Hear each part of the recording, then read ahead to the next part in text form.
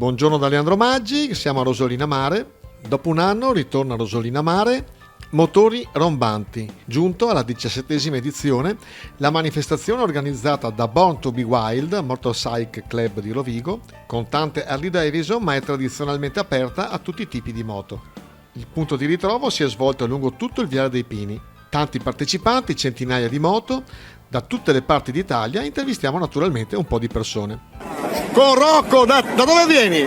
Allora ragazzi, io arrivo da Favignana, Isole Egadi, provincia di Trapani, ho fatto 1644 km per arrivare a questo raduno bellissimo, non me ne sono pentito, ritornerei di nuovo, grazie dell'accoglienza, siete favolosi, grazie di cuore, grazie veramente. Cioè tu non solo vieni dalla Sicilia, ma vieni anche da Favignana. Da Favignana, perciò attraversamento Isola Trapani.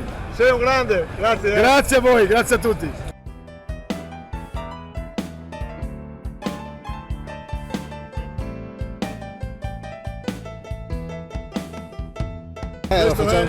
Questo è il Motori Rombanti, sono più di 17 anni che facciamo questo raduno.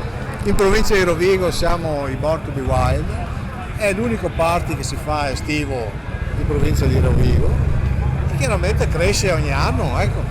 Gente che viene da tutte le parti d'Italia, abbiamo ospiti che arrivano da Taranto, dalla Sicilia, ospiti che arrivano dalla Germania. Noi abbiamo 18 club in Germania, 10 in Italia, un club internazionale.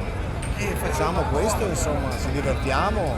Stasera è una mostra di moto, no? Quindi, ma ogni tipo di moto solo Harley Davidson?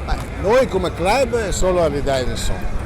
Poi in realtà gli amici sono amici, moto sono moto, insomma. E rigorosamente customizzate? Tutte, insomma, va bene tutto. L'importante è che ti diverti, che stai in compagnia, che fai amicizie, che fai incontri nuovi, no? Quello è importante. Prossimo raduno dove vai all'estero? Il prossimo raduno sarà a Stade in Germania, in settembre però, ecco, non proprio qui vicino. Il prossimo sarà magari qua a Ferrara, che lo fanno la settimana prossima, no? Qua vicino è meglio. Ti ringrazio, buona giornata. Ciao a te.